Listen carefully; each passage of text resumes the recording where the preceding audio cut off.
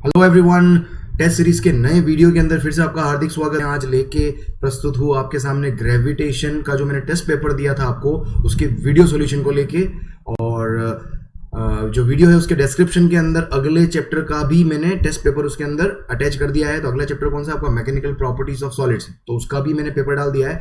तो उसको भी आप सॉल्व करें आज की डेट में, बिल्कुल स्टॉप वॉच को लगाकर सॉल्व करें आप। कल वापस उसके वीडियो सॉल्यूशन लेके आऊंगा। सो 2020 के स्टूडेंट्स के लिए वापस अपने टेस्ट सीरीज स्टार्ट कर दिया। तो stay tune to exponential physics. और जिन लोगों ने अभी तक ईयर लॉन्ग कोर्स को फॉलो करना स्टार्ट नहीं किया तो do recommend that course of mine also, so that we can have a better number of subscribers, better number of viewers on the channel.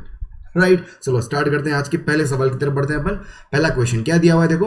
A particle of mass m is taken through the gravitational field produced by a source s from a to b along the three paths as shown in figure. If the work done along the paths 1, 2 and 3 is w1, w2 and w3 respectively, then आपको w1, w2 और w3 के अंदर relation निकालना है।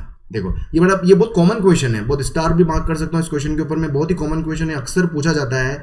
देखो question क्या है, actual में आपको वर्क डन के अंदर रिलेशन निकालना है। ए से बी अगर मैं किसी ऑब्जेक्ट को लेके जाऊं, किसी पार्टिकल को अगर मैं ए से बी लेके जाऊं, और यहाँ पर जो प्रोड्यूस्ड जो वर्क डन है वो क्या अपन ग्रेविटेशनल फील्ड के थ्रू लेके जा रहे हैं। आप ग्रेविटेशनल फील्ड के थ्रू किसी ऑब्जेक्ट को लेके जा रहे हो, तो यहाँ पर जो फोर्स जो लगेगा वो कौन सा लगेगा, ग्रेविटेशनल फोर्स लगेगा। यहाँ पर फोर्स जो लगेगा है ना, यहाँ पर अगर आप देखोगे फोर्स कौन सा लगने वाला है, ग्रेविटेशनल फोर्स। और ग्रेविटेशनल फोर्स की सबसे खास बात क्या है, ग्रेविटेशनल फोर्स जो होता है वो क्या होता है, कंजर्वेटिव नेचर का होता है। ग्रेविटेशनल फोर्स क्या होता है, कंजर्वेटिव नेचर का होता है। और कोई भी फोर्स अगर कंजर्वेटिव नेचर का होता है, राइट, कंजर्वेटिव नेचर का क्या है, मेरे पास ये फोर्स है। और कंजर्वेटिव फोर्स के द्वारा किया गया जो वर्क डन होता है ना, कंजर्वेटिव फोर्स के द्वारा जो किया गया जो वर्क डन होता है वो पाथ पे डिपेंडेंट नहीं होता है। Not depend on path, does not depend upon path, है ना, not depend on path, path के ऊपर डिपेंड नहीं करेगा। अगर पाथ के ऊपर डिपेंड नहीं करेगा तो इसका मतलब क्या हो गया, भले ऑब्जेक्ट को आप इस फर्स्ट पाथ के थ्रू लेके जाओ, भले ऑब्जेक्ट को आप सेकंड पाथ के थ्रू लेके जाओ, भले ऑब्जेक्ट को आप थर्ड पाथ के थ्रू लेके जाओ, तीनों ही पाथ के थ्रू वर्क डन जो होगा वो क्या होगा, इक्वल आएगा। So A will be your correct answer. Right, बहुत ही कॉमन क्वेश्चन है, कर ले इसको आप आराम से। चलो नेक्स्ट क्वेश्चन देखिए आप। क्वेश्चन नंबर 2 क्या दिया हुआ है कि 4 similar particles of mass m are orbiting in a circle, है ना, 4 पार्टिकल दिए हुए हैं m मास के, सर्कल के अंदर ऑर्बिट कर रहे हैं, बहुत बढ़िया। Of radius r, circle radius r है, in the same direction and speed और डायरेक्शन दोनों का सबका सेम है, मतलब मैं v स्पीड बोल देता हूँ। Because of their mutual gravitational attraction force as shown in figure, speed of the particle is given by. आपको स्पीड मालूम करनी है, ये स्पीड आपको मालूम करनी है। देखो इसके अंदर आपको सिंपल सी चीज़ क्लियर होगी कि भाई सर्कुलर मोशन के अंदर कोई भी पार्टिकल अगर मूव कर रहा है, सर्कुलर मोशन कर रहा है, तो सेंटर की तरफ एक फोर्स लगता है, वो अपने को बिल्कुल क्लियर है। तो सेंटर की तरफ जो फोर्स होता है वही रेस्पॉन्सिबल होता है उसके सर्कुलर मोशन के लिए, वो मुझे सेंट्रीपिटल फोर्स प्रोवाइड करता है। तो यहाँ पर सेंटर की तरफ क्या फोर्स लग रहा है वो अपन यहाँ पर मालूम कर लेते हैं। तो यहाँ पर अगर आप देखोगे तो सेंटर की इस पार्टिकल के ऊपर, इस पार्टिकल के ऊपर अगर आप देखोगे तो इस पार्टिकल के ऊपर टोटल जो है वो कितने, 3 फोर्स लग रहे हैं। ये मेरे पास पार्टिकल हो गया, इस पार्टिकल के ऊपर टोटल 3 फोर्स लग रहे हैं। तीनों फोर्स क्या क्या लग रहे हैं देखें अपन। तो तीनों फोर्स यहाँ अगर आप देखोगे तो 3 फोर्स क्या है, एक तो मेरे पास ये m पार्टिकल क्या कर रहा होगा, इसको अट्रैक्ट करेगा किसी एक फोर्स से, एक ये वाला पार्टिकल इसको अट्रैक्ट करेगा किसी एक फोर्स से, और एक ये वाला पार्टिकल इसको अट्रैक्ट करेगा किसी एक पर्टिकुलर फोर्स से। ठीक है, तो 3 फोर्स अभी यहाँ पर लग रहे हैं। अब यहाँ पर अगर आप देखोगे ये लेंथ, अगर आप यहाँ पर ध्यान से अगर देखें इसमें ये वाली लेंथ, अब डिस्टेंस मुझे पता होनी चाहिए। देखो ये तीनों फोर्स, अब इस पार्टिकल के ऊपर अगर मैं नेट फोर्स निकाल लूँ, इस पार्टिकल के ऊपर अगर मैं नेट फोर्स लिख लूँ, तो वो नेट फोर्स जो होगा, है ना, वो पार्टिकल के ऊपर जो लगने वाला जो नेट फोर्स होगा उसको मैं किसके इक्वल कर सकता हूँ, सेंट्रीपिटल फोर्स के इक्वल कर सकता हूँ। और सेंट्रीपिटल फोर्स क्या होता है, mass of the body, speed of the body का स्पीड का square and divided by radius, ये मेरे पास रिलेशन होता है। अब इस ऑब्जेक्ट के ऊपर लगने वाले, इस पार्टिकल के ऊपर तीनों जो फोर्स लगा रहे हैं उसका मैं नेट फोर्स निकाल लेता हूँ। नेट फोर्स कैसे निकाल पाएंगे आप, देखो ध्यान से देखें आप। उसके लिए मुझे देखो यहाँ पर क्या पता होना चाहिए। देखो एक फोर्स तो मेरे पास ये रहा, इसको मैं बोल देता हूँ F1, ठीक है, इसको मैं बोल देता हूँ F2 और इसको मैं बोल देता हूँ F3। ऑलराइट, तीनों फोर्स लिखते हैं। सबसे पहले तो तीनों फोर्स का मैग्नीट्यूड लिखते हैं अपन।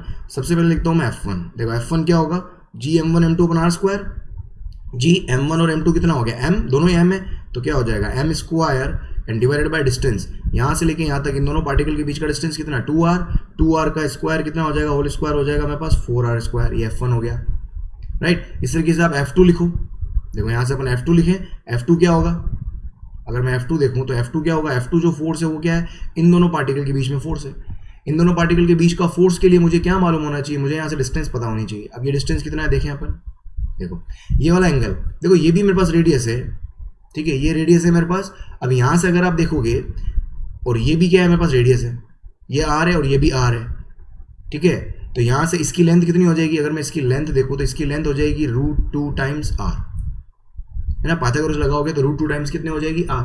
ये अपने को समझ में आ गया। तो F2 का फॉर्मूला, तो यहाँ से देखोगे F2 कितना आ जाएगा, ये हो जाएगा G, मासेस वापस से हमें, तो ये हो जाएगा GM² अपॉन डिस्टेंस का स्क्वायर। डिस्टेंस कितनी, √2r है, तो √2r का होल स्क्वायर कितना हो जाएगा, 2r²।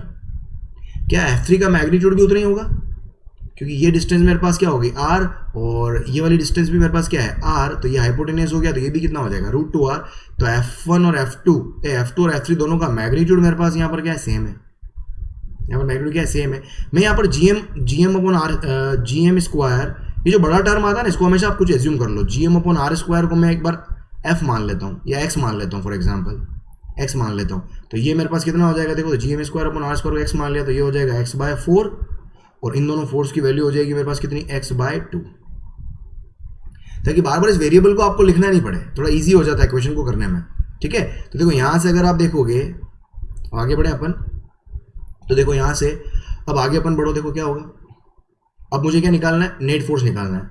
अब नेट फोर्स यहाँ पर देखें आप, मुझे उसके लिए एंगल चाहिएगा, नेट फोर्स के लिए मुझे एंगल चाहिएगा, क्योंकि एक फोर्स तो ये रहा और बाकी दो फोर्स जो है किसी एंगल के ऊपर है। अब यहाँ पर ध्यान से देखो, ये वाला एंगल कितना होगा, अगर मैं इस एंगल की बात करूँ, ये वाला एंगल कितना होगा, देखो ये दोनों साइड क्या, परपेंडिकुलर कितना है, r, बेस कितना है, r, परपेंडिकुलर और बेस अगर दोनों सेम होते हैं तो मेरे पास एंगल कितना बनेगा, ये 45 डिग्री। ये एंगल कितना बनेगा, 45 डिग्री। द सेम वे नीचे भी एंगल मेरे पास कितना बन जाएगा, 45 डिग्री। दोनों एंगल मेरे पास क्या 45 डिग्री हो गए। इसका मतलब F2 और F3 क्या परपेंडिकुलर है, F2 और F3 क्या हो गया, परपेंडिकुलर।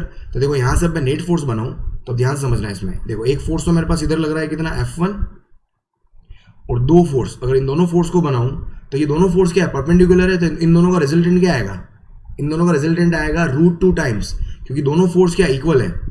या √2 टाइम्स ने लिखकर मैं एक और ऐसे लिख सकता हूँ, √F2 का स्क्वायर, ऐसे लिख लो या तो आप, प्लस, क्योंकि if two forces are perpendicular to each other, तो स्क्वायर करके ऐड करके स्क्वायर रूट ले लें आप, और ये मेरे पास हो जाएगा F2 और F3 दोनों क्या इक्वल है, तो ये हो जाएगा √2 टाइम्स फोर्स, है ना, दोनों सेम है, तो ये हो जाएगा √2 टाइम्स x/2, और ये F1 की वैल्यू मैं देख चुका हूँ यहाँ पर कितनी है, x/4। तो बस यहाँ से अब क्या करो आप, फाइनल फोर्स में निकालना है, तो फाइनल रिजल्टेंट फोर्स कितना आएगा। अब नेट फोर्स देख लो यहाँ पर, नेट फोर्स कितना आएगा, यहाँ से मैं नेट फोर्स अगर मैं लिखूँ तो देखो नेट फोर्स कितना आएगा, है ना, नेट फोर्स कितना आएगा, नेट फोर्स इक्वल्स टू ये हो जाएगा मेरे पास कितना, x/4 प्लस कितना, √2 x/2, ये हो गया नेट फोर्स। और इन दोनों को अगर आप देखोगे, और इसको किसके इक्वल करना है मुझे, mv²/r के इक्वल करना है, इसी को मुझे किसके इक्वल करना है, mv² डिवाइडेड बाय r के इक्वल करना है। अब यहाँ से अगर आप देखो तो देखो बस यहाँ पर वैल्यू पुट करते हैं, पर x की वैल्यू पुट कर सकते हो आप यहाँ से, तो x की वैल्यू पुट करोगे, x यहाँ से या तो मैं x/2 कॉमन ले लूँ या x की वैल्यू पुट कर दो, जैसा भी लग रहा है आपको। ये चलो x/2 कॉमन लेता हूँ यहाँ से मैं, है ना, x/2 में यहाँ से कॉमन ले लेता हूँ, अंदर क्या बचेगा मेरे पास, 1/2 प्लस √2, है ना, equals to mv² divided by r, x/2। x की वैल्यू कितनी है, x देखो यहाँ पर x है मेरे पास कितना, x किसको माना था मैंने, GM²/r² को माना था मैंने, तो ये हो गया मेरे पास GM² अपॉन r² को मैंने x माना था, बराबर कितना हो गया मेरे पास, सॉरी,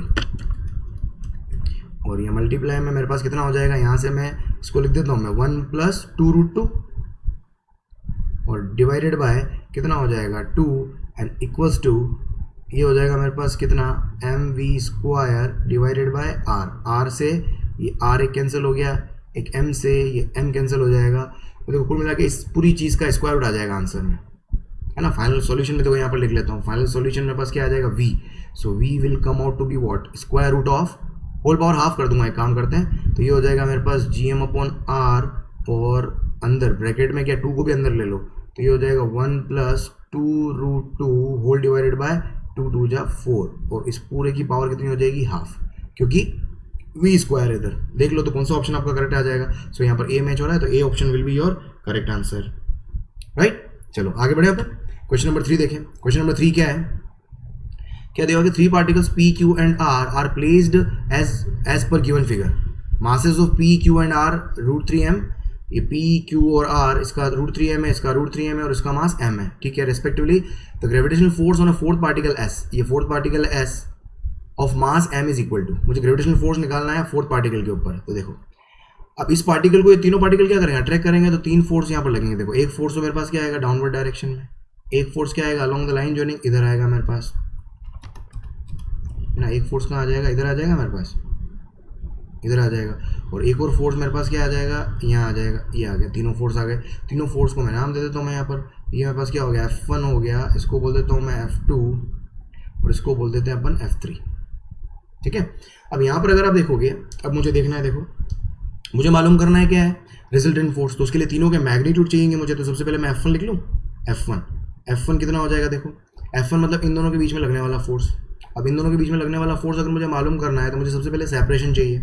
ये वाला सेपरेशन कितना होगा, देखो तो ये 3D है, ये √3D है. तो ये इसका, इस लाइन का सेपरेशन जो आएगा वो कितना आएगा, वो आ जाएगा 3D का स्क्वायर मतलब 9D का स्क्वायर और प्लस √3D का स्क्वायर. √3D का स्क्वायर मतलब 3D स्क्वायर और फाइनली 9 और 3 क्या हो गया 12. तो ये हो जाएगा √12D स्क्वायर. ये हो गया इसकी लेंथ. द सेम वे इसकी डिस्टेंस भी मुझे चाहिए होगी. ये वाला सेपरेशन कितना होगा √3, ये हो जाएगा मेरे पास कितना √3D का स्क्वायर मतलब 3D स्क्वायर और बेस कितना है मेरे पास D का स्क्वायर. ये हो गया मेरे पास 4D का स्क्वायर. 4D का स्क्वायर मतलब कितना हो गया मेरे पास 2D. ये सेपरेशन हो गया 2D और ये सेपरेशन तो दिया हुआ है. ठीक है, अब अपन F1 लिखते हैं. F1 क्या हो गया, m और √3m के बीच में फोर्स. तो ये हो जाएगा G m1 m2 मतलब √3m इंटू m मतलब m square and divided by इन दोनों के बीच का सेपरेशन का स्क्वायर मतलब 12D स्क्वायर का होल स्क्वायर मतलब कितना हो जाएगा ये 12D स्क्वायर. ये F1 आ गया. उसके बाद F2 लिखे अपन. F2 देखो कितना हो जाएगा. F2 का मतलब कहाँ पर, F2 कहाँ लग रहा है, F2 कहाँ, F1 ये हो गया, F2 ये है ना, F2 ये वाला फोर्स है. इन दोनों के बीच में कितना हो जाएगा, देखो G ये m और ये √3 है. अगेन ऊपर सेम आएगा मेरे पास G √3m square upon separation √3D का स्क्वायर मतलब ये हो जाएगा 3D स्क्वायर. क्लियर, √3 ये हो गया 3D स्क्वायर. उसके बाद देखें आप कितना, नेक्स्ट देखो आप क्या है मेरे पास F3 कितना होगा, देखो F3 लिखें अपन. F3 होगा मेरे पास किसके बीच में फोर्स, m और m के बीच में फोर्स. तो ये हो जाएगा मेरे पास Gm इंटू m मतलब m square and divided bye separation कितना है 2D का मतलब हो गया 2D का स्क्वायर मतलब 4D स्क्वायर. तो तीनों फोर्सेज आ गए. अब मुझे यहाँ पर तीनों फोर्स का रिजल्टेंट मालूम करना है. अब ध्यान से देखो यहाँ पर, जैसे अभी पहले किया था अपन ने वैसे उसी तरह का क्वेश्चन है. तो मुझे ये वाला एंगल पता होना चाहिए और एक ये वाला एंगल पता होना चाहिए. अब ये वाला एंगल देखोगे, देखो tan थीटा देखो यहाँ से perpendicular upon base D upon √3D कितना हो गया, D अपॉन √3D का मतलब कितना हो गया 1/√3. तो tan थीटा 1/√3 कब होता है 30 डिग्री पे होता है. तो ये एंगल हो जाएगा मेरे पास 30 डिग्री. द सेम वे ये वाला एंगल निकालना है अगर अपन, तो इस वाले एंगल को देखो, इस वाले एंगल में क्या होगा, परपेंडिकुलर हो गया 3D और बेस हो गया √3D. तो perpendicular upon base 3D upon √3D, D से D कैंसिल, 3/√3 कितना हो गया √3. tan थीटा की वैल्यू √3 कब आती है 60 डिग्री पर. तो ये हो गया मेरे पास 60 डिग्री. बहुत बढ़िया. अब देखो यहाँ से वापस अपन वही सेम मान लेते हैं. यहाँ पर अपन एज्यूम कर लेते हैं क्या कि Gm स्क्वायर, सब जगह Gm square upon D square आ रहा है. तो अपन एक काम करते हैं Gm स्क्वायर अपॉन है ना D स्क्वायर, इसको मैं x मान लेता हूँ ताकि फोर्सेस को लिखने में थोड़ा ईजी हो जाएगा. ठीक है, तो Gm square upon D square को मैंने क्या मान लिया x. तो ये कितना Gm square upon D square, तो ये हो जाएगा एक काम करो यहाँ लिखते हैं अपन. चलो आगे लिख लेता हूँ मैं. देखो अब आगे देखिए अपन, तो यहाँ पर अगर मैं लिखूँ तो F1 का मैग्नीट्यूड कितना हो जाएगा, F1 लिखो यहाँ पर. देखो तो F1 आ जाएगा finally Gm square upon D square हो गया x, तो √3x अपॉन 12. ये हो जाएगा √3x डिवाइडेड बाय 12. उसके बाद F2 लिख लो आप. F2 कितना हो जाएगा, देखो √3 है Gm square upon D square. ये देखो √3/3 क्या हो जाएगा, ये 1/√3 हो जाएगा. अगर इसको आप देखो तो ये हो जाएगा 1/√3 मतलब ये हो जाएगा x अपॉन √3. समझ में आया, √3 से 3 कैंसिल हो गया, नीचे √3 आ गया और Gm स्क्वायर वो क्या हो गया x. उसके बाद देखो F3 कितना है, अगर आप F3 देखोगे यहाँ पर तो Gm square upon D square x है, तो ये हो जाएगा x/4. चलो बहुत बढ़िया, आगे बढ़े। अब देखो नेक्स्ट, देखो यहाँ पर अब मुझे कुल मिलाकर ये तीनों फोर्सेस का रिजल्टेंट निकालना है। अब इसको ध्यान से देखना, नीचे ऑलरेडी एक फोर्स लग रहा है, कितना, F2 लग रहा है। अब F1 और F3 ये दोनों क्या परपेंडिकुलर है, देखो F1 और F3 दोनों क्या है, परपेंडिकुलर है। अब परपेंडिकुलर है तो इन दोनों का रिजल्टेंट मुझे मालूम करना है। अब देखो F1 और F3 का मैग्नीट्यूड इक्वल नहीं है, अगर इक्वल होता तो बिल्कुल भी कहाँ से रिजल्टेंट कहाँ से जाता पता नहीं, जहाँ से भी जाता पता लग जाता अपने को। लेकिन इसका बेटर तरीका क्या है, देखो सिंपल सी बात है, जब भी F1 और F3 सेम मैग्नीट्यूड के हो, मतलब कुल मिलाकर इन दोनों का रिजल्टेंट, अगर ये यहाँ पर देखो तो 60 डिग्री और 30 डिग्री पर रिजल्टेंट आ रहा है। ये रिजल्टेंट क्या, दोनों के बीच का एंगल 90 डिग्री है, F1 और F3 के बीच का एंगल 90 डिग्री है, दोनों परपेंडिकुलर है।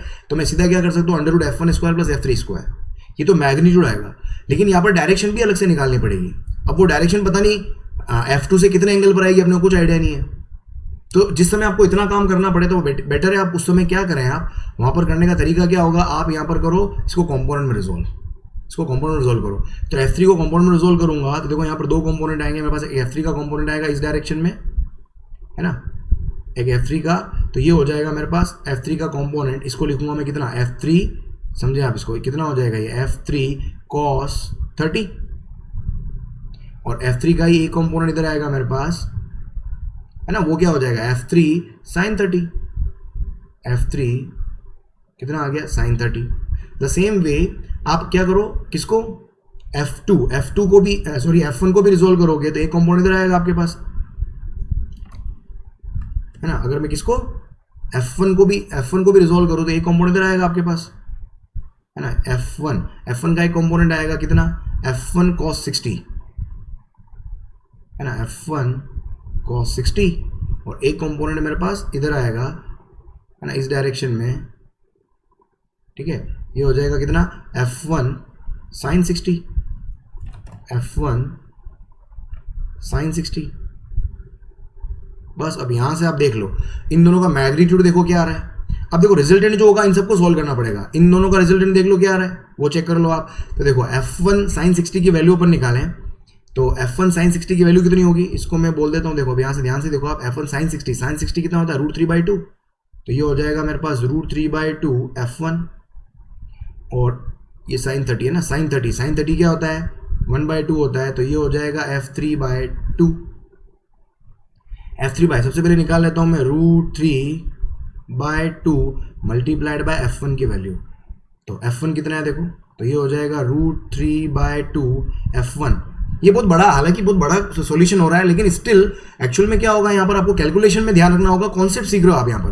तो मैंने क्वेश्चन ऐसे ही यहाँ पर इंक्लूड किए जिससे आपके कॉन्सेप्ट क्लियर हो काफी हद तक। तो ये हो गया √3/2, तो F1 क्या हो गया मेरे पास, ये हो गया √3x/12।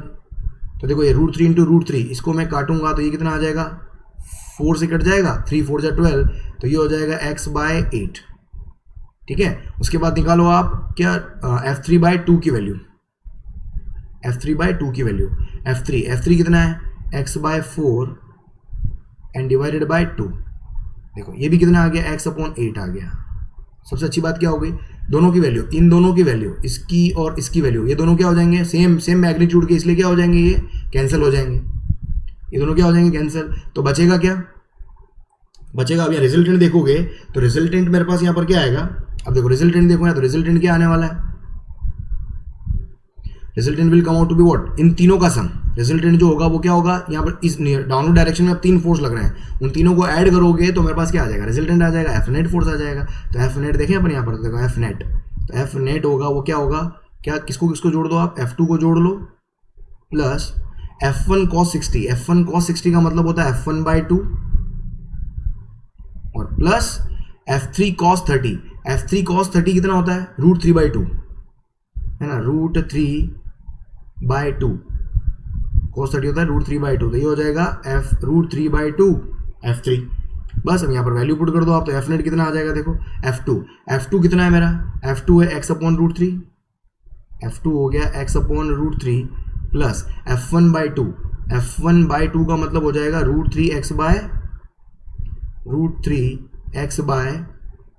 कितना हो गया, सॉरी F1/2 है ना, हाँ सही तो है 24, और प्लस इधर √3/2 F3 कितना है, F3 है x/4, एक्स बाय 4, ये हो गया। अब इन तीनों को ऐड कर लो यहाँ से। अब तीनों को अब ऐड करोगे, देखो यहाँ से अब तीनों को ऐड करो तो यहाँ से एलसीएम वगैरह लेना पड़ेगा, बहुत तकलीफ वाला काम है। वैसे एक काम करो, एलसीएम लेने की जगह क्या करते हैं, देखो सिंपल, अब थोड़ा सा इसको सिंपल करके बताऊँ मैं, देखो सिंपल समझना। एक काम करते हैं, इसको मैं क्या कर देता हूँ यहाँ पर, इसको मैं √3 से मल्टीप्लाई और डिवाइड कर, थोड़ा सा एलसीएम लेने में ईजी हो जाएगा। समझो आप यहाँ पर मैंने क्या करा, √3 से मल्टीप्लाई और √3 से डिवाइड, वापस वही चीज़ आ गई। ताकि अब एलसीएम लोगे ना यहाँ पर, तो एलसीएम लोगे तो बहुत सिंपल हो जाएगा ये, है ना। इसको सॉल्व करें, नेक्स्ट पेज पे तो कहाँ सॉल्व करूँगा, इसको यहीं करता हूँ मैं सॉल्व, यहाँ पर कर लेते हैं, ठीक है। अब यहाँ पर देखो इसका एलसीएम कितना आएगा, 24 आएगा।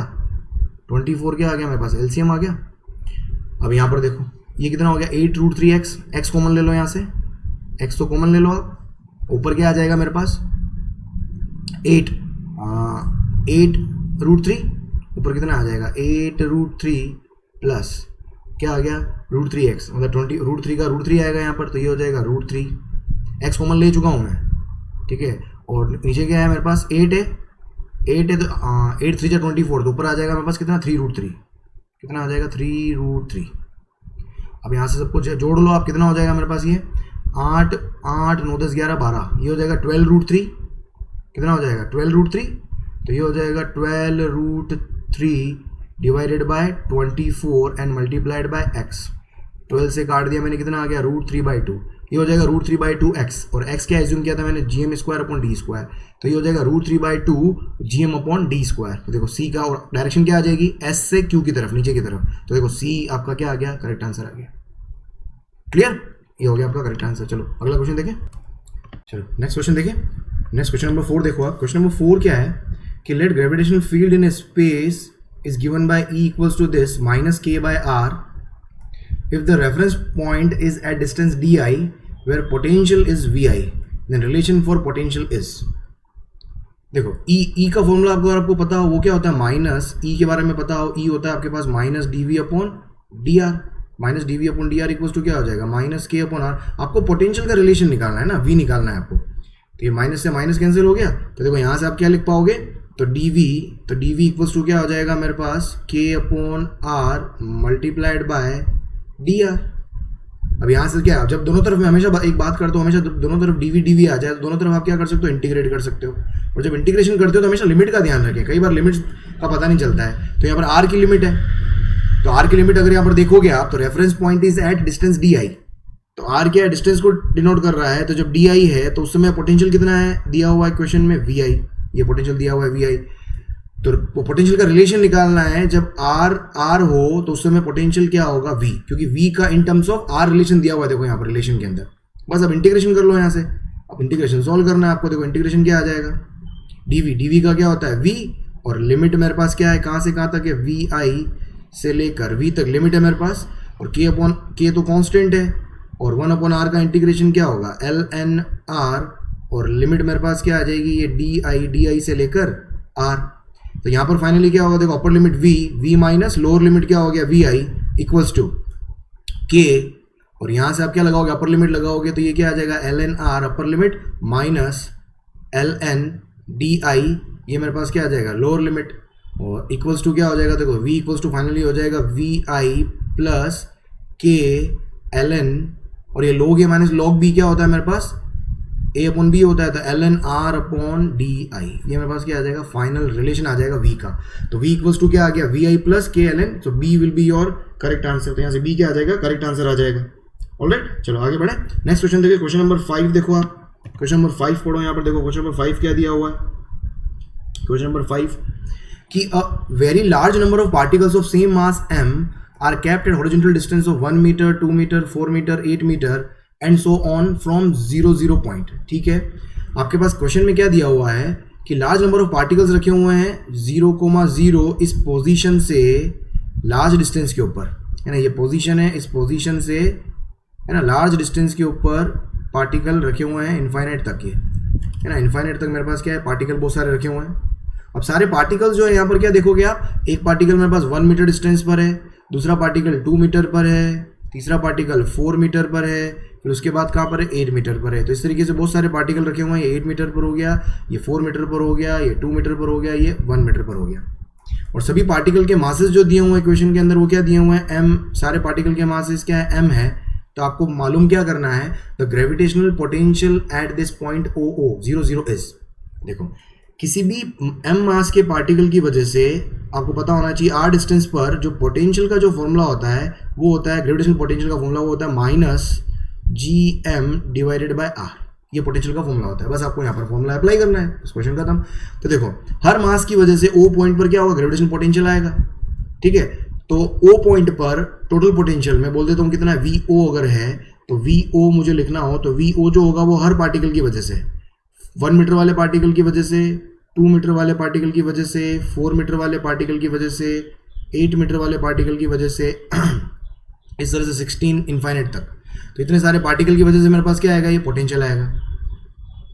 अब V1 अगर मैं लिखूंगा तो ये क्या आएगा, माइनस GM/1, क्योंकि ये डिस्टेंस मेरे पास कितना है, 1 है, 1 मीटर है।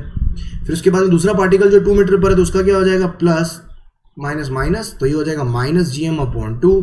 तीसरे का क्या हो जाएगा, माइनस GM/4, और चौथे पार्टिकल का क्या हो जाएगा, माइनस GM/8। तो इस तरीके से आगे चलता रहेगा इनफाइनाइट तक।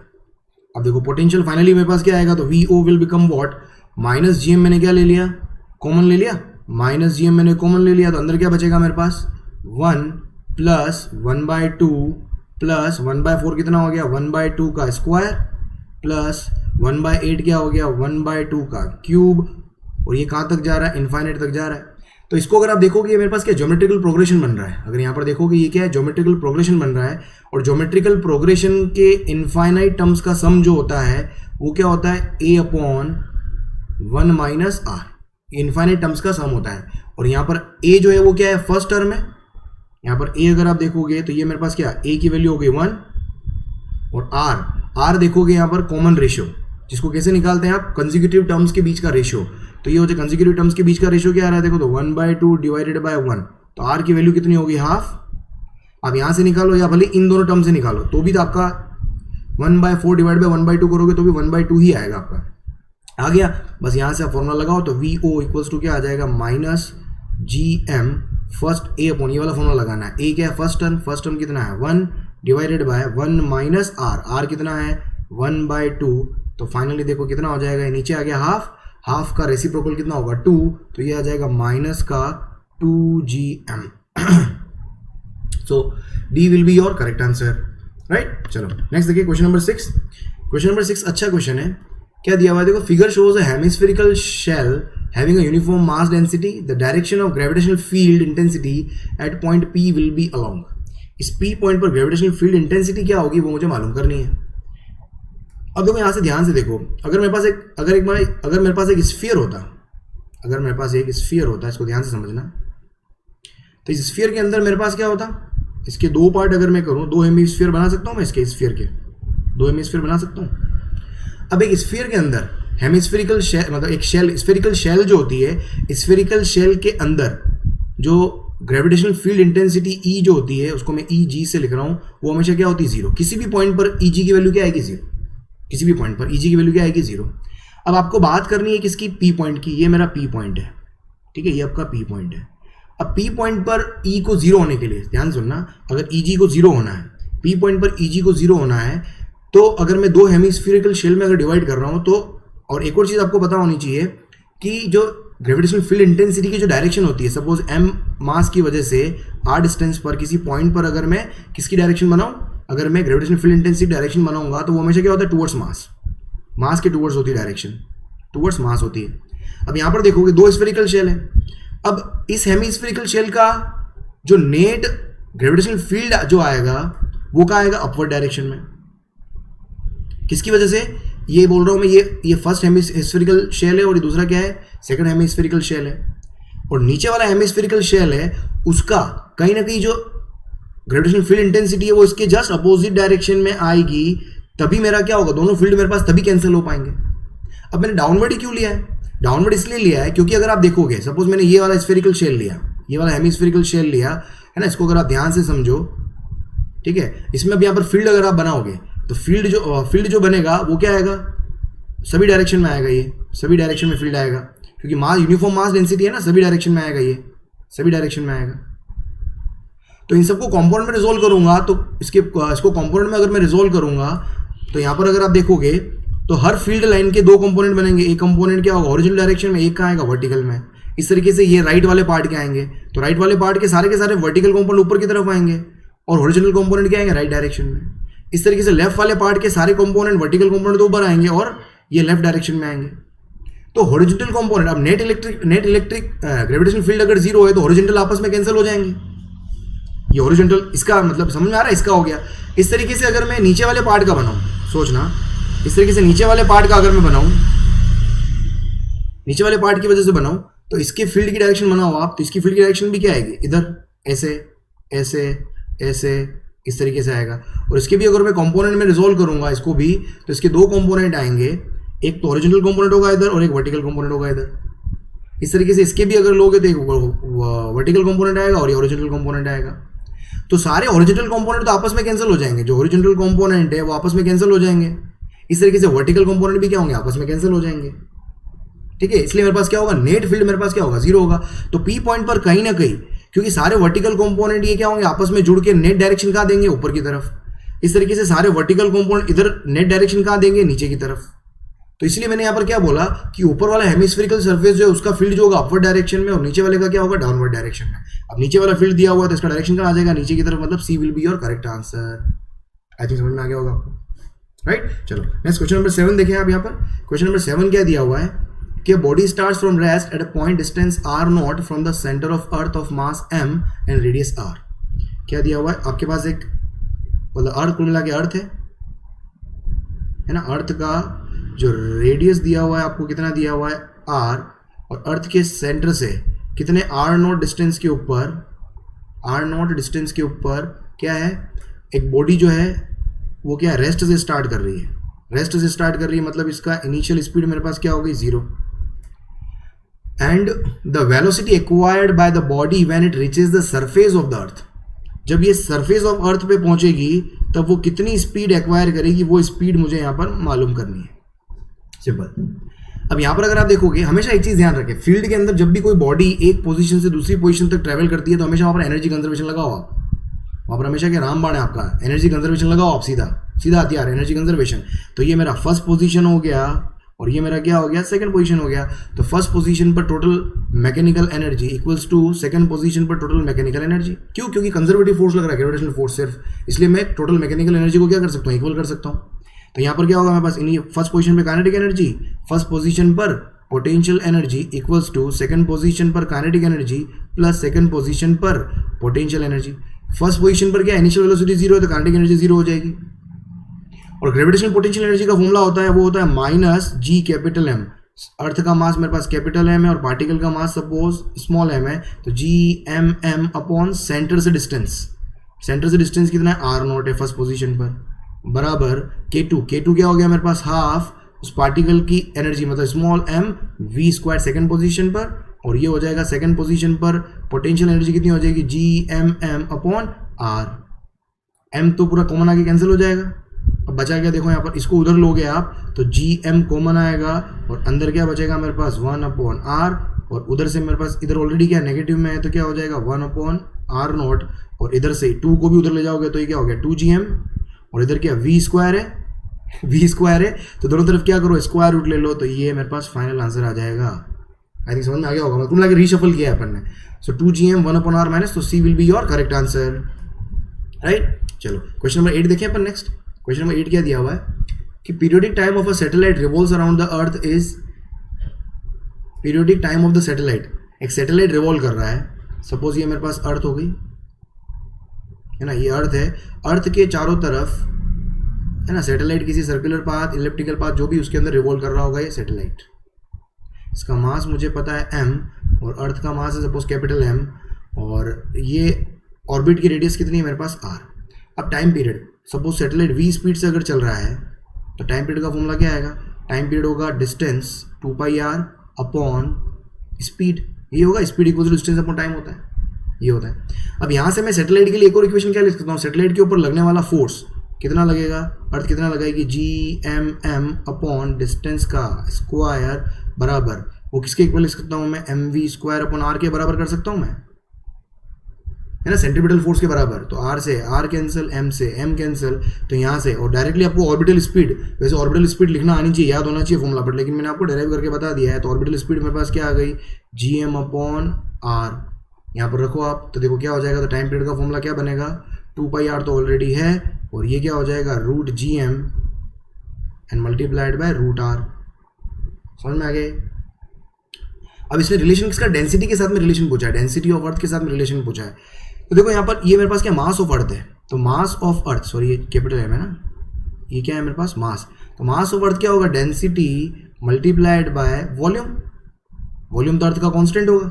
तो यहाँ से देखो क्या हो जाएगा, ये हो जाएगा 2πr टू दी पावर क्या हो गया मेरे पास, ये 3/2 एंड डिवाइडेड बाय √GM, तो G रो और V। अब देखो 2π constant, r distance orbital radius मेरे पास कांस्टेंट, G कांस्टेंट और वॉल्यूम भी कांस्टेंट होगा। तो यहाँ पर टाइम पीरियड और डेंसिटी का अगर आप देखोगे इनवर्स रिलेशन आएगा किसके, स्क्वायर रूट ऑफ डेंसिटी के साथ में। तो ये मेरे पास क्या आ गया, परफेक्ट रिलेशन हो गया। सो B will be your correct answer, right. चलो नेक्स्ट देखिए क्वेश्चन नंबर 9। क्वेश्चन नंबर 9 क्या दिया हुआ है कि an artificial satellite of the earth releases a package. Artificial satellite है अर्थ का, तो ये मेरे पास अर्थ हो गया, ठीक है। अर्थ के चारों तरफ अपन देख लेते हैं भाई, इस पाथ के अंदर एक वही सैटेलाइट है ना, एक सैटेलाइट रिवॉल्व कर रहा है। इस सैटेलाइट ने क्या किया, रिलीजेज अ पैकेज। सैटेलाइट किसी स्पीड से मूव कर रहा होगा, उसको आप ऑर्बिटल स्पीड बोलते हो। ये यहाँ से क्या करता है, एक पैकेट को रिलीज करता है। किसी पैकेट को रिलीज करेंगे तो पैकेट की स्पीड भी क्या होगी, सेम उसी स्पीड से रिलीज होगा, v से, ठीक है, v स्पीड से ही पैकेट भी रिलीज होगा। If air resistance is neglected, ठीक है, to the point where the package will hit with respect to the position at time of release will be. देखो अब सैटेलाइट, अगर मेरे पास एयर रेजिस्टेंस कुछ नहीं है तो सैटेलाइट जो होगा वो अर्थ पे मतलब कहां पर जाके हिट करेगा, ये इसने बोला है, पैकेट विल हीट। अब देखो सिंपल सी बात है, अब समझना यहाँ पर सैटेलाइट घूम क्यों रहा है। सैटेलाइट इसलिए घूम पा रहा है क्योंकि सैटेलाइट के पास में एक मिनिमम ऑर्बिटल स्पीड है। आपने पढ़ा होगा कि किसी भी सैटेलाइट को रिवॉल्व करने के लिए एक मिनिमम स्पीड चाहिए होती, तभी वो रिवॉल्व कर सकता है। अगर स्पीड मेरे पास कम होगी तो क्या होगा, सेंट्रीपिटल फोर्स इतना स्ट्रॉन्ग हो जाएगा कि इसको अर्थ की तरफ खींच लेगा और सैटेलाइट सीधा धरती पे आके गिर जाएगा। तो एक मिनिमम स्पीड चाहिए। अब सोचो यहाँ पर वही मिनिमम स्पीड अगर पैकेट को भी मिल जाए क्या होगा, तो पैकेट भी क्या होगा, पैकेट भी क्या करेगा, अर्थ के चारों तरफ रिवॉल्व करने लग जाएगा। भाई क्या बात, सिंपल सी बात। तो पैकेट भी क्या हो, रिवॉल्व करने लग जाएगा, तो कभी भी वो क्या होगा, it will never reach the earth, वो अर्थ पे कभी भी नहीं पहुंचेगा। So D will be your correct answer. समझ में आ गया, D will be your correct answer, right. चलो नेक्स्ट बढ़े आगे, क्वेश्चन नंबर 10। देखो क्वेश्चन नंबर 10 क्या है, क्या दिया हुआ है, the figure shows the variation of energy with the orbital radius of body in circular planetary motion. ठीक है, एनर्जी का वेरिएशन दिया हुआ है। अब देखो एनर्जी अपने पास, अब ये बोला find the correct statement about the curves A B and C. Correct statements निकालने हैं आपको। अब स्टेटमेंट्स के अंदर देखो किसकी बात हुई है, काइनेटिक एनर्जी की बात हुई है, टोटल एनर्जी की बात हुई है और पोटेंशियल एनर्जी की बात हुई है। तो अपन तीनों एनर्जी का फॉर्मूला लिखते हैं सबसे पहले। तो अपन ने सबसे पहले अभी पोटेंशियल एनर्जी लिखना सीखा था। पोटेंशियल एनर्जी क्या होती है, माइनस GMM अपॉन R, ये होती है पोटेंशियल एनर्जी, है ना। और काइनेटिक एनर्जी क्या होती है, काइनेटिक एनर्जी का फॉर्मूला होता है GMM अपॉन 2R, ये होता है काइनेटिक एनर्जी का फॉर्मूला। और टोटल एनर्जी क्या होगी, इन दोनों को आप ऐड करोगे, तो इन दोनों को ऐड करोगे, ये हो गया -1 और ये हो गया +½ -1 +½ क्या होगा, -½ हो जाएगा। तो ये हो जाएगा माइनस GMM अपॉन 2R, ये हो गया मेरे पास कितनी टोटल एनर्जी होगी। अब तीनों में ग्राफ बनाना है आपको। देखो तो एक चीज़ तो क्लियर है, काइनेटिक एनर्जी हमेशा क्या होगी, पॉजिटिव होगी, तो पॉजिटिव वाला ग्राफ तो क्या हो गया, ये मेरे पास क्या होगा, काइनेटिक एनर्जी का होगा। ये अपने को क्लियर है, ये क्लियर है। अब टोटल एनर्जी जो है वो क्या आ रही है, इन दोनों को ऐड करने पर टोटल एनर्जी आ रही है। और टोटल एनर्जी का मैग्नीट्यूड, अब नीचे वाली दोनों, अब इसमें से कौन सी पोटेंशियल होगी, कौन सी टोटल होगी, तो इन दोनों को कंपेयर करो। छोटी वाली एनर्जी जो नेगेटिव में छोटी वैल्यू जो है वो किसकी, टोटल एनर्जी की है। तो नेगेटिव में छोटी वैल्यू किसकी आ रही है, देखो यहाँ पर सी की। सो सी तो मेरे पास क्या हो जाएगा, तो सी तो हो जाएगा मेरे पास क्या, टोटल एनर्जी, और बी क्या हो जाएगा मेरे पास, पोटेंशियल एनर्जी। तो देख लो ऑप्शन देखो, A shows the kinetic energy, ठीक है, बी टोटल एनर्जी नहीं है भाई, C shows the total energy, ठीक है, B the kinetic energy, B kinetic energy नहीं है, गलत है, B. C and A are kinetic, C kinetic नहीं हो सकती क्योंकि काइनेटिक एनर्जी कभी भी नेगेटिव नहीं हो सकती है। A and B are kinetic and potential, तो देखो अपना ए काइनेटिक और बी पोटेंशियल एंड सी बिल्कुल सही है। तो डी आपका क्या हो गया, करेक्ट आंसर आ गया, राइट। चलो आगे बढ़े, क्वेश्चन नंबर 11। ये अच्छा क्वेश्चन है, इसको आप कर सकते हो। देखो ये अच्छा क्वेश्चन है। क्या दिया हुआ है कि if acceleration due to gravity on the surface of earth is 10 meter per second, ये सरफेस ऑफ अर्थ ठीक है, and let acceleration due to gravity, gravitational acceleration at surface of another planet of our solar system, दूसरे planet पर है 5 meter per second, ठीक है, an astronaut weighing 50 kilogram on earth goes to this planet, इस planet पे जा रहा है, ठीक है, in spaceship with a constant velocity, ठीक है, the weight of the astronaut with time of flight is रफली गिवन बाय। देखो वेट, सबसे पहली बात तो वेट का फॉर्मूला क्या होता है, वेट अगर आप देखोगे तो वेट जो होता है वो होता है मास मल्टीप्लाइड बाय जी, जी की वैल्यू। अब यहाँ पर आप देखें, आप सिंपल सी बात है, देखो यहाँ पर सिंपल सी बात क्या है, जब आप अर्थ से दूसरे प्लैनेट को देखोगे, अर्थ और दोनों कंपेयर करो, देखो ये मेरे पास अर्थ और यहाँ पर मेरे पास क्या है, छोटा वाला जो भी प्लैनेट है। अब यहाँ पर ध्यान से देखना, अब इसको छोटी सी समझते हैं अपन। देखो जब मेरे पास स्पेसशिप यहाँ पर होगा, जब स्पेसशिप यहाँ पर होगा, समझना ऑलमोस्ट अर्थ के पास में होगा, तो यहाँ पर मेन जो नेट इलेक्ट्रिक फील्ड, नेट जो जी की वैल्यू होगी, जी नेट जो होगा वो ऑलमोस्ट किसके बराबर होगा, अर्थ पे जो जी होता है वो लगभग कितना 10 के बराबर होगा, और अगर 10 के बराबर होगा तो यहाँ पर वेट जो हो जाएगा वो कितना हो जाएगा, 50 m इंटू जी होता है वेट, 50 मल्टीप्लाइड बाय 10 कितना हो जाएगा मेरे पास 500, ठीक है, 500। और अगर आप देखोगे ऑलमोस्ट, मतलब यहाँ पर देखोगे तो 500 के थोड़ा सा कम होगा, क्योंकि एक्सेलरेशन ड्यू टू ग्रेविटी की जो डायरेक्शन होती है वो क्या होती है, अर्थ के टुवर्ड्स, ये तो हो गया मेरे पास अर्थ की वजह से, और एक ऊपर थोड़ा सा आएगा मेरे पास किसकी वजह से, प्लैनेट की वजह से भी आएगा, तो ओवरऑल ये थोड़ी सी वैल्यू क्या आएगी, कम आएगी, थोड़ी सी कम आएगी, ये हो गया। अब ऊपर जैसे से ऊपर जाओगे, यहाँ पर अगर मैं ऊपर पहुंचा तो क्या होगा, यहाँ पर अब जीई की वैल्यू तो डिक्रीज होगी, लेकिन इंपैक्ट ऑफ प्लैनेट जो होगा वो थोड़ा इंक्रीज होने लग जाएगा, तो ओवरऑल जी नेट की वैल्यू क्या होगी, अगर यहाँ पर देखोगे तो जी नेट की वैल्यू क्या होगी, डिक्रीज होने लग जाएगी। समझ में आ रहा है? अब एक पॉइंट ऐसा आएगा, क्योंकि जी की वैल्यू 10 है और उसकी वैल्यू 5 है, ऊपर जाने पर जी 10 तो कम हो रहा है लेकिन 5 का इंपैक्ट बढ़ता जा रहा है, तो एक कंडीशन ऐसी आएगी जब जी नेट की वैल्यू क्या हो जाएगी, 0 हो जाएगी, क्योंकि दोनों के मैग्नीट्यूड है ना, जीई और जीपी का मैग्नीट्यूड जो होगा वो क्या होंगे, इक्वल और अपोजिट डायरेक्शन में आ जाएंगे। ये तो हो गया मेरे पास प्लैनेट और ये हो गया मेरे पास अर्थ, जी नेट क्या हो गया, 0 हो गया। और जब आप वापस यहाँ पर पहुंचोगे, जब प्लैनेट के आसपास पहुंच जाओगे तो ऑलमोस्ट प्लैनेट के वहां पर जीई की वैल्यू लगभग क्या हो जाएगी, नेग्लिजिबल हो जाएगी, और यहाँ पर जो मेन जो जी नेट होगा वो ऑलमोस्ट किसके बराबर होगा, जी नेट जो होगा वो ऑलमोस्ट किसके बराबर हो जाएगा, 50 तो मास हो गया एंड मल्टीप्लाइड बाय प्लैनेट का मास, प्लैनेट का जी कितना है, तो ये कितना हो गया, 250 के बराबर। समझ में आ गया? तो देखो कुल मिलाकर के अब मुझे वेट का ग्राफ बनाना है, तो देखो वेट क्या होगा, शुरू में 500, तो ग्राफ आपका 500 से शुरू होगा, ये तो अपने को क्लियर है। देखो कांस्टेंट तो रहेगा नहीं, इसको हटा दो, और जी का फॉर्मूला अगर आपको पता हो, जी जो होता है वो क्या होता है, GM/R² होता है, तो जो वेरिएशन आएगा जी का वो हाइपरबोलिक वेरिएशन आएगा, ये भी क्लियर है अपने को। तो ये भी नहीं हो सकता, ये भी नहीं हो सकता, बस इन दोनों में से सही है। अब जी जो हो रहा है वो क्या हो रहा है, 500 से थोड़ा सा कम से, देखो ये 500 से थोड़ा सा कम से स्टार्ट हो रहा है ग्राफ, ये थोड़ा सा कम से ग्राफ स्टार्ट हुआ। अब धीरे धीरे क्या होगा, उसकी वैल्यू डिक्रीज हो रही है, तो कहाँ तक आई, 250 तक, है ना, डिक्रीज होके फाइनली 0 हुआ। मैंने बताया था एक पॉइंट पर क्या हो गया, 0, वेट क्या हो गया, 0, फिर उसके बाद और ऊपर गए, फिर वापस इंक्रीज होने लग गया। देखो पहले 500 था, 500 से 0 आया और फिर 0 से वापस 250 आएगा, तो ये मेरा क्या, 0 से वापस ये 250 तक आ गया। So A will be your correct answer, right. चलो बहुत बढ़िया, आगे बढ़े। क्वेश्चन नंबर 12 देखो, क्वेश्चन नंबर 12 क्या दिया हुआ है कि अ double star system consists of 2 stars A and B which have time period TA and TB, radius RA and RB and mass MA and NB। देखो डबल स्टार सिस्टम मतलब ये binary system की बात कर रहा है। डबल स्टार सिस्टम अगर अपन देखें तो देखो यहाँ पर मेरे पास क्या है, दो स्टार है, ये मेरे पास एक स्टार ये हो गया और दूसरा स्टार ये हो गया। अब दोनों स्टार जो होंगे वो हमेशा रिवॉल्व जो करते हैं वो अपने सेंटर ऑफ मास की तरफ रिवॉल्व करेंगे, है ना। सपोज मेरे पास ए का मास ज़्यादा है तो सेंटर ऑफ मास जो आएगा वो कहीं ना कहीं बड़े वाले मास के पास में आता है, ये आपने पढ़ा होगा।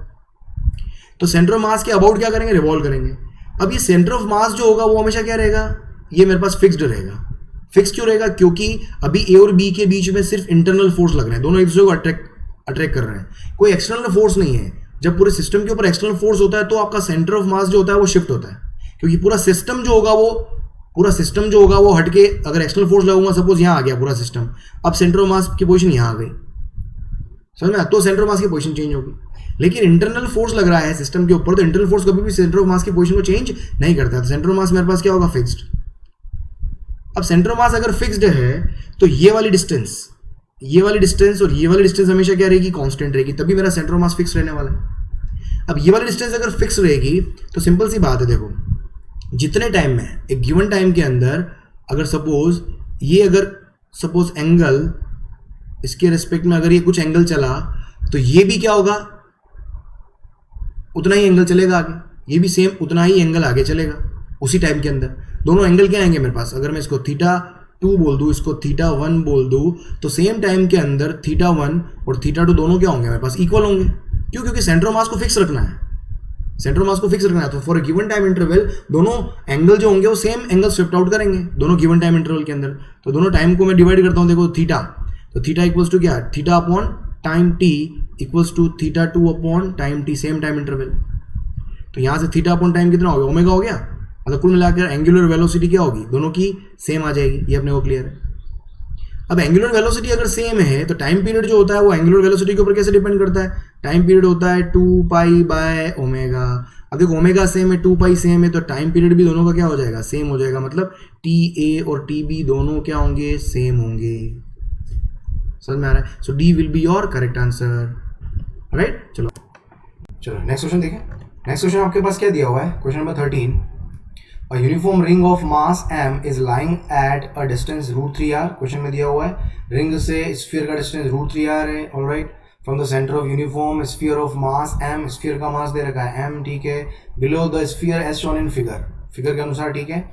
Where r is the radius of the ring, capital R is the radius of ring, alright, as well as that of sphere, ठीक है। Then the gravitational force exerted by ring on the sphere. Ring gravitation के ऊपर sphere के ऊपर कितना force लगा है ये मुझे देखना है। तो आपको एक चीज पता होगी, रिंग की वजह से किसी पर्टिकुलर डिस्टेंस पर जो ग्रेविटेशनल फील्ड इंटेंसिटी होती है Eg, उसको मैं अगर बोलूं तो उसका जो फॉर्मूला होता है Eg का, वो होता है आपके पास में G mass of the ring multiplied by distance, जो कि कितना है √3r अपॉन √3r जो डिस्टेंस है उसका होल स्क्वायर प्लस इस रेडियस ऑफ द रिंग का whole square and whole power 3/2। ये फॉर्मूला आपने इलेक्ट्रोस्टैटिक्स के अंदर पढ़ा होगा, KQX upon r² plus x², है ना, x² प्लस r² की होल पावर 3/2, वैसे कुछ फॉर्मूला है, ठीक है। तो इसको देखो मैं समराइज, इसको सिंपल करूं मैं तो क्या हो गया, देखो GM √3r डिवाइडेड बाय √3 का स्क्वायर मतलब 3r², 4r², तो ये हो जाएगा 4r² की पावर 3/2। 4r² की पावर 3/2 कैसे होगा, 4r² तो हो गया power 1 and multiplied bye 4r² की होल पावर 1/2, ऐसी होगा ना। 4r² की अंदर 4r² है, √3 मतलब 3r², r², 4r² की पावर 3/2, तो 1 + ½ दो पार्ट में स्प्लिट कर दिया बस मैंने।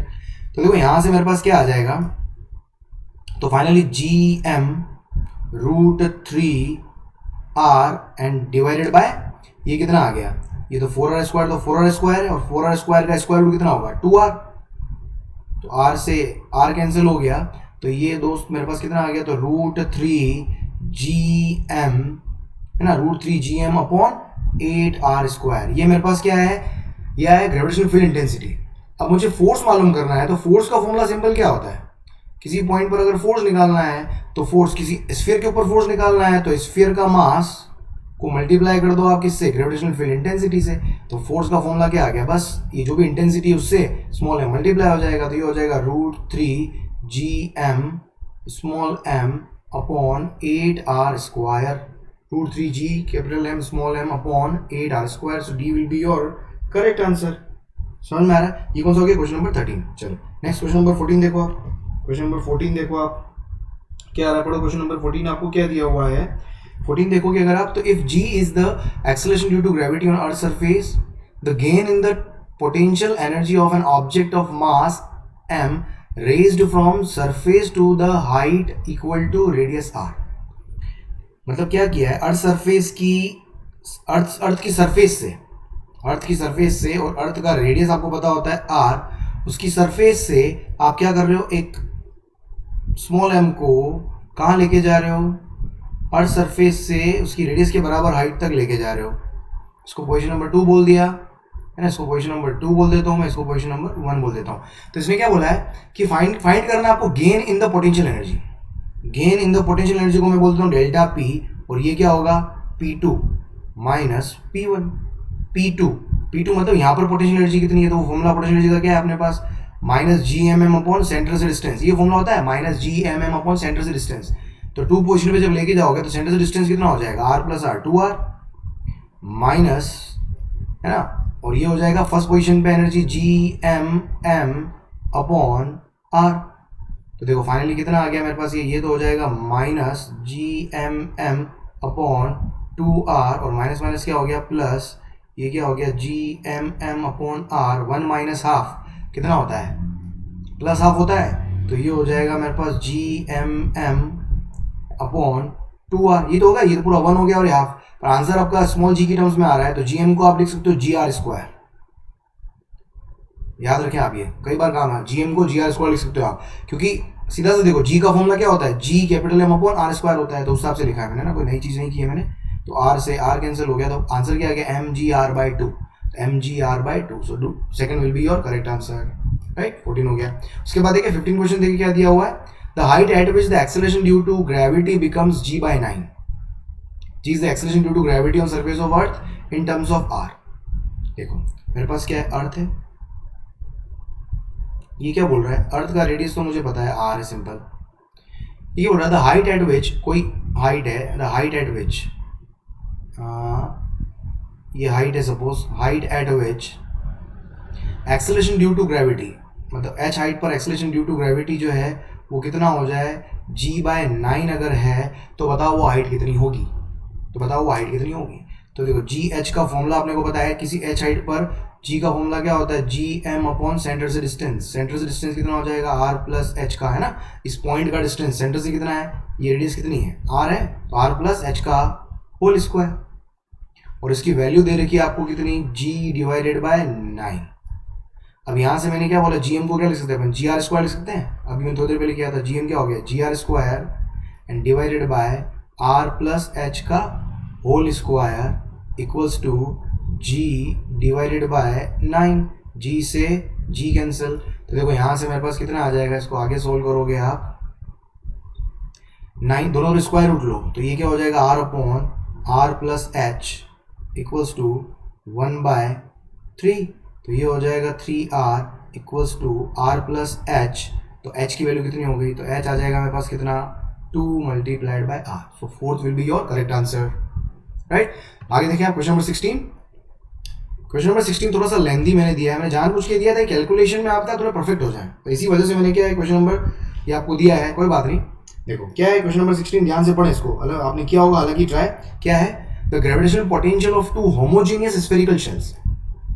Gravitational potential of 2 homogeneous spherical shell A and B. Spherical shell है, मैं स्फेरिकल शेल बना देता हूँ, एक स्फेरिकल शेल ये हो गई, एक स्फेरिकल शेल ये हो गई, दोनों के बीच में डिस्टेंस काफी ज्यादा है, ये हो गया A, ये हो गया B, of same surface mass densities at their respective centres are in the ratio 3:4।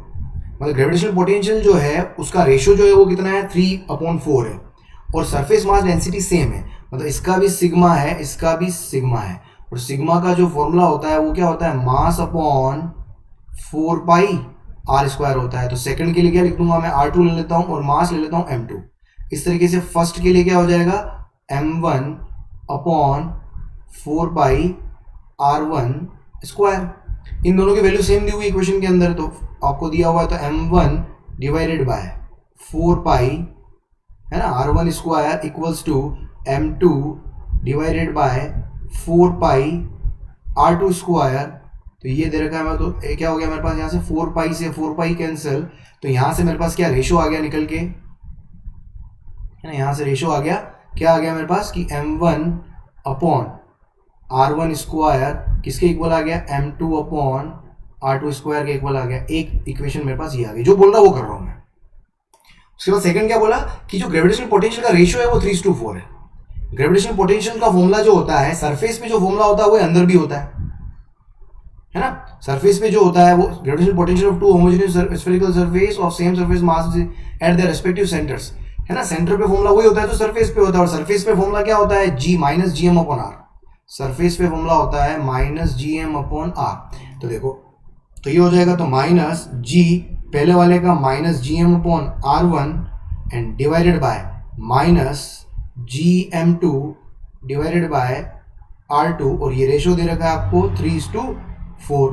तो जी से माइनस से जी कैंसिल, तो देखो यहाँ से मेरे पास क्या आ गया, अब यहाँ पर आप देखोगे तो ये आ जाएगा m1 upon r1 equals to 3/4 m2 upon r2। ये मेरे पास एक और रेशो आ गया, एक और इक्वेशन आ गया मेरे पास, इक्वेशन नंबर 2 बोल देता हूँ। जो जो बोले जा रहा है उसकी इक्वेशन बनाते जाओ, फिर बाद में लास्ट में सोल्व करो हमेशा क्वेश्चन में जो भी दिया हुआ है। चलो थोड़ा कलर चेंज कर लें, या बोर हो गए होंगे। अब ये बोल रहा है if the two shells Collins into single, मतलब ये दोनों मिलकर एक सिंगल शेल बना देती है। चलो भाई सिंगल शेल बना देता हूँ मैं दोनों को मिलाकर, है ना, दोनों मिल गई। और सिंगल शेल का रेडियस आर ले लेता हूँ, बड़ी बनेगी भाई, ये नेचुरल है, और मास ले लेता हूँ मैं कैपिटल है। चलो ठीक है, into single such that surface mass density remains same. Surface mass density जो है वो क्या है, सेम है, ठीक है, सरफेस मास डेंसिटी सेम है, कोई दिक्कत नहीं है। Then the ratio of potential, अब देखो एक और इक्वेशन यहाँ पर क्या बना सकता हूँ, दोनों का मास का जो सम होगा वो इक्वल हो जाएगा। एक और इक्वेशन मेरे पास ये आ गई। अब इसने पूछा क्या, the ratio of potential at internal point on new shell to shell A. New shell पे पोटेंशियल क्या होगा, minus G M upon R, और ए शेल का मतलब हो गया minus G M one upon R one. मतलब ये रेशो आपको मालूम करना है, ये जी से जी, माइनस से माइनस कैंसिल, ये रेशो आपको मालूम करना है। इस रेशो के ऊपर वापस बात करते हैं। देखो एम को क्या लिख सकता हूँ मैं, इस पे आ रहा हूँ मैं ना, यहाँ से देखो, यहाँ ध्यान से देखना, इस कैपिटल एम को क्या लिख सकता हूँ मैं, यहाँ से वापस आ रहा हूँ मैं, इस कैपिटल एम को क्या लिख सकता हूँ, कैपिटल एम लिख सकते हैं sigma multiplied by 4πr² and divided by R already है, and whole divided by sigma तो सेम ही है ना दोनों बार, बोली पहले था और बाद में सिग्मा सेम ही है मेरे पास। सिग्मा और मास क्या हो गया मेरे पास, sigma into density into area, वही तो होगा, अभी लिखा था ना अपन ने। सिग्मा क्या होता है, मास और सरफेस एरिया का रेशियो होता है, तो मास क्या हो जाएगा, density multiplied by surface area. तो ये हो जाएगा 4πr1 square and divided bye r1। तो देखो यहाँ से मेरे पास सिग्मा 4π कैंसिल, r से ये कैंसिल, r1 से ये कैंसिल, तो एक तरीके से ये किसके बराबर आ गया, ये r और r1 के बराबर आ गया। मतलब r और r1 का रेशियो निकालना है, मतलब कुल मिलाकर अपने पास r और r1 का रेशियो निकालना है। बस थोड़ा सा मैंने बस कैलकुलेशन करनी रहेगी यहाँ पर, और कुछ भी नहीं है, बस थोड़ी कैलकुलेशन है, बस उसको अपने को करना है। अब देखो कैलकुलेशन देख लें अपन, देख भाई, और आगे बढ़ते हैं। अब मुझे r और r1, मतलब r को r1 की टर्म्स में लाना है, मुझे r को r1 की टर्म्स में लाना है। कैसे लाए, देखो इक्वेशन 1 और 2 दिख रही है आपको, देखना इसको, तो 1/2 करता हूँ मैं, देखो यहाँ से देखो 1/2 करता हूँ। 1/2 करोगे LHS में तो क्या आ जाएगा, देखो 1/2 LHS में आएगा 1/r1, और RHS में देखो क्या आएगा 1/2 कर रहा हूँ, तो ये नीचे जाएगा, तो रेसिप्रोकल होके क्या हो जाएगा, ये 4/3, और डिवीजन में मेरे पास इधर से क्या आ जाएगा r2। तो ये r1 और r2 में रिलेशन आया, तो यहाँ से आप r1 और r2 में अगर रिलेशन देखो तो मेरे पास यहाँ से मैं लिख सकता हूँ, देखो क्या r2, तो r2 बराबर हो गया मेरे पास 4/3r1, क्योंकि मेरे पास क्योंकि मुझे फाइनली r और r1 रिलेशन निकालना है। देखो और आगे बढ़े अपन, देखो और आगे बढ़ते हैं अपन थोड़ा और, देख क्या होगा यहाँ पर। अब देखो आगे करो, अब देखो इस रिलेशन को देखो, आप यहाँ से इस रिलेशन को देखो, यहाँ से मैं क्या कर सकता हूँ, मास, देखो मास जो है वो क्या है, r स्क्वायर के डायरेक्टली प्रोपोर्शनल है, ध्यान से देखो, क्योंकि सिग्मा मैंने क्या लिखा था, मास को क्या, यहाँ देखो आपने मास को क्या लिखा था, सिग्मा इंटू 4πr² लिखा था ना, तो सिग्मा कांस्टेंट है, 4π कांस्टेंट है, तो r स्क्वायर की क्या लिख सकते हो, डायरेक्टली प्रोपोर्शनल। तो देखो m1 क्या हो गया, r1 स्क्वायर डायरेक्टली प्रोपोर्शनल, तो ये r1 स्क्वायर, और m2 के लिए क्या आ जाएगा मेरे पास, r2 स्क्वायर, और कैपिटल M के बराबर क्या आ जाएगा मेरे पास, कैपिटल R स्क्वायर। या फॉर्मूला रख दो आप, sigma into 4π, sigma into 4π, sigma into 4π, दोनों तरफ कैंसिल हो जाएंगे, वैसे भी समझ सकते हैं आप, ठीक है, इसको वैसे भी समझ सकते हो। ये आ गया। अब यहाँ से r2 निकाल के इसमें रखो आप, ताकि r और r1 रिलेशन आ जाएगा। देखो r2 को रखो यहाँ पर, तो r1 तो है ही मेरे पास, तो देखो r1 square plus r2 square, r2 square मतलब कितना हो गया मेरे पास 16 divided by 9 r1 square equals to R square. तो अब इसको एलसीएम लोगे तो 16 और 9 कितना हो जाएगा, ये आ जाएगा आपका 25 divided by 9 R1 square equals to R square. दोनों तरफ स्क्वायर रूट लोगे तो कितना आ जाएगा मेरे पास, ये 5/3 R1 इक्वल्स टू आर। मुझे क्या चाहिए, आपको R अपॉन R1 चाहिए ना, तो R अपॉन R1 फाइनली कितना आ गया मेरे पास 5:3। आपका क्या हो जाएगा, ये आंसर हो जाएगा 5:3, क्योंकि R अपॉन R1 ही तो क्या है मेरा, दो पोटेंशियल का रेशियो है, ये तो निकालना था मुझे। तो 5:3 क्या हो जाएगा, तो C will be your correct answer. थोड़ा सा कैलकुलेशन वाला पार्ट था, बट कई बार आपका कैलकुलेशन वाला क्वेश्चन आ जाता है एग्जाम के अंदर, एक दो क्वेश्चन होते हैं, अगर 180 और 180 का टारगेट लेके चल रहे हो तो इस तरह से आपको थोड़ा सा करना पड़ेगा। आगे बढ़े, चलो क्वेश्चन नंबर 17। क्वेश्चन नंबर 17 क्या दिया हुआ है कि projectile is fired from the surface of earth of radius R. Surface of earth से एक प्रोजेक्टाइल को मैं क्या कर रहा हूँ, फायर कर रहा हूँ। कितनी स्पीड से भाई, कितनी स्पीड से, v बराबर के वी ई। चलो बहुत बढ़िया, इससे कर रहे हो आप। In radially outward direction where v is the escape velocity, V E जो है वो एस्केप वेलोसिटी है, ठीक है। Neglecting air resistance the maximum height from centre of earth. देखो सपोज ये यहाँ पर पहुंचा, सपोज ये फर्स्ट पोजीशन है। जब भी एक पोजीशन से दूसरी पोजीशन पे जाते हो हमेशा एनर्जी कंजर्वेशन, सिंपल, बहुत अच्छा फंडा है ये बहुत अच्छा रामबाण है, मतलब हमेशा ध्यान रखो। आपको क्या निकालना, मैक्सिमम, क्या पूछा इसने, neglect air the maximum height from the centre, maximum height from the centre. एक काम करें, सेंटर से हाइट लेना अपन, ये इसकी हाइट अपन सीधा सेंटर से ही एज्यूम कर लेते हैं x, क्योंकि हमेशा डिस्टेंस अपन सेंटर से जरूरत पड़ती है अपने को, ठीक है। और ये वाली डिस्टेंस कितनी है मेरे पास, रेडियस जो दे रखी है वो r है सपोज। अब देखो क्वेश्चन अपन कैसे करेंगे, एनर्जी कंजर्वेशन बोला तो देखो बस कुल मिलाकर क्या है, सिर्फ ग्रेविटेशनल फोर्स लग रहा है, कंजर्वेटिव फोर्स लग रहा है, तो फर्स्ट पोजीशन पर एनर्जी को सेकंड पोजीशन के बराबर लिख दो, तो E1 बराबर क्या आ जाएगा, E2 आ जाएगा। E1 फर्स्ट पोजीशन पर एनर्जी क्या होगी, half m v square, v क्या है मेरे पास, k स्क्वायर और एस्केप वेलोसिटी का स्क्वायर, ये हो गई काइनेटिक एनर्जी, प्लस यहाँ पर पोटेंशियल एनर्जी क्या होगी, पोटेंशियल एनर्जी होती है minus G M M upon R, potential energy होगी माइनस जी एम, एम तो हो गया मेरे पास अर्थ का मास और पार्टिकल का मास मैंने ले लिया है स्मॉल एम, एज्यूम करना ही पड़ेगा, अपॉन आर बराबर। आगे अगर बढ़ोगे यहाँ पर, ये हो गया potential kinetic energy plus potential energy. Second position पर मैक्सिमम हाइट की बात कर रहे हैं, इसलिए यहाँ पर स्पीड जीरो हो जाएगी, स्पीड जीरो हो गई, इसका मतलब राइट साइड में सिर्फ क्या आएगी, पोटेंशियल एनर्जी आएगी, और पोटेंशियल एनर्जी मेरे पास क्या आ जाएगी, minus G M M upon centre से डिस्टेंस कितना लिया है मैंने, एक्स ले लिया है। ऑलराइट, अब अपने एस्केप वेलोसिटी के बारे में पढ़ा होगा, एस्केप वेलोसिटी का फॉर्मूला होता है √2gm अपॉन आर, ये एस्केप वेलोसिटी का फॉर्मूला होता है, यहाँ पर रखो आप देखो, तो फाइनली देखो कितना आएगा, तो ये हो जाएगा हाफ एम के स्क्वायर, और एस्केप वेलोसिटी का फॉर्मूला क्या आ गया, √gm अपॉन आर का होल स्क्वायर, है ना, तो रूट हट जाएगा यहाँ से। अब देखो आगे अपन आगे बढ़े, तो देखो फाइनली ये क्या आ गया, तो ये हो गया माइनस का gmm अपॉन आर, और इधर आ जाएगा मेरे पास कितना, माइनस का gmm अपॉन एक्स।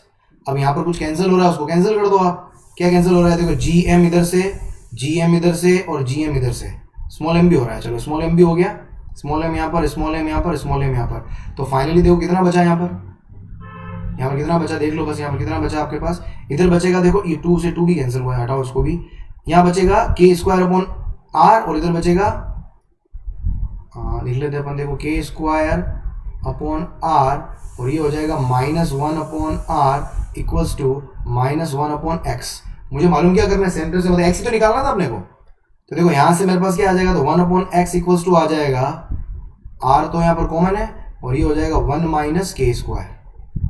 समझ में आ रहा है, माइनस उधर दे दिया मैंने, तो ये 1 अपॉन 1 पॉजिटिव हो जाएगा और के स्क्वायर नेगेटिव हो जाएगा, तो फाइनली एक्स की वैल्यू, तो एक्स की वैल्यू कितनी आ गई मेरे पास, finally R upon 1 minus K square, तो मेरे पास क्या आ गया, C will be your correct answer, right. चलो आगे बढ़े, क्वेश्चन नंबर 18 देखें आप। क्वेश्चन नंबर 18 क्या दिया हुआ है कि a satellite is moving with a constant speed v, satellite जो है वो कांस्टेंट स्पीड से मूव कर रहा है, सैटेलाइट बना ले अपन इन अ सर्कुलर ऑर्बिट फ्रॉम अर्थ, ये अर्थ बना लेता हूँ मैं, अर्थ, ठीक है, ये अर्थ हो गया, अर्थ का, अर्थ के चारों तरफ भाई साहब ये सैटेलाइट को मूव करवा देते हैं अपन।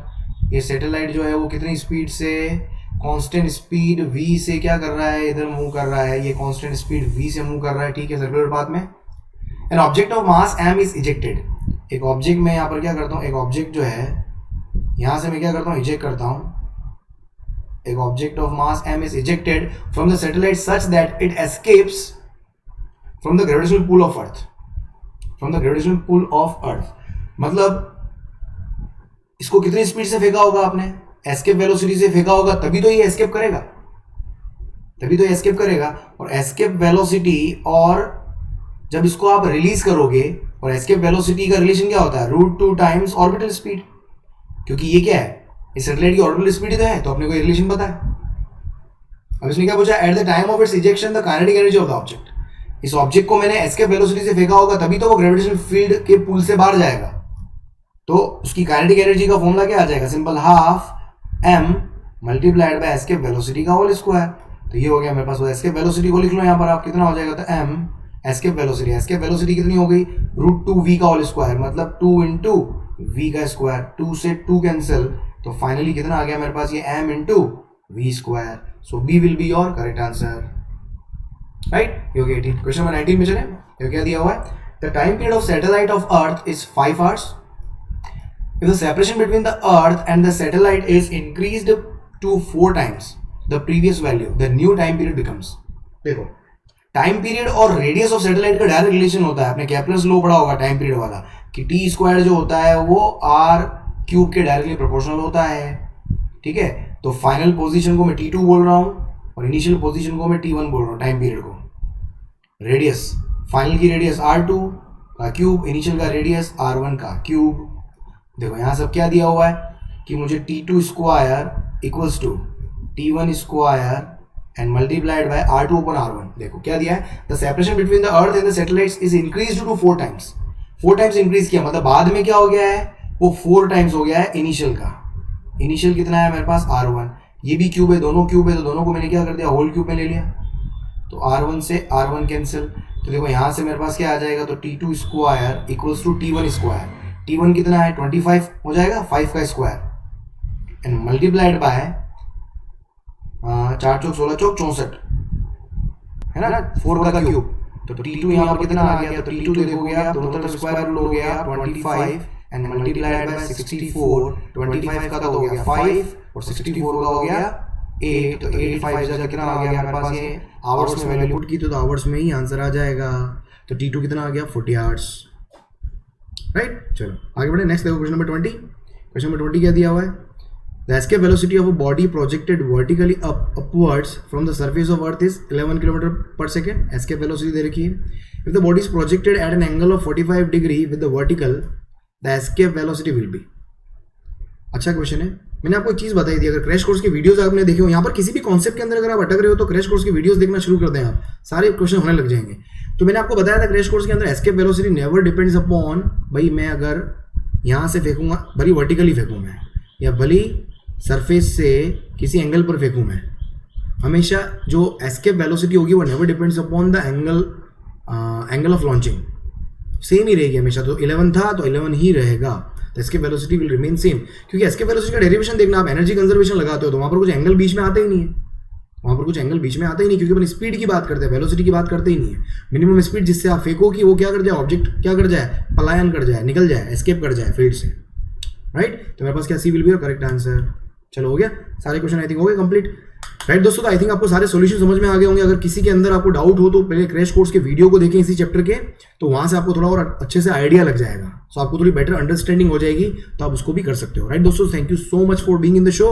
आपको अगर वीडियोस पसंद आया हो तो चैनल को लाइक करके, चैनल को सब्सक्राइब करके जाएं और बेल आइकन को क्लिक करके जाएं, ताकि आने वाले और इस तरह के वैल्यूएबल वीडियोस आपको क्या है मिलते चले जाएंगे, राइट। तो thank you so much, bye bye, good night. कल वापस मिलता हूँ मैं सेम टाइम अगले क्या बोलते हैं टेस्ट के साथ में। चलो जाने का टाइम हो गया, आप चलते हैं, बाय बाय, गुड नाइट।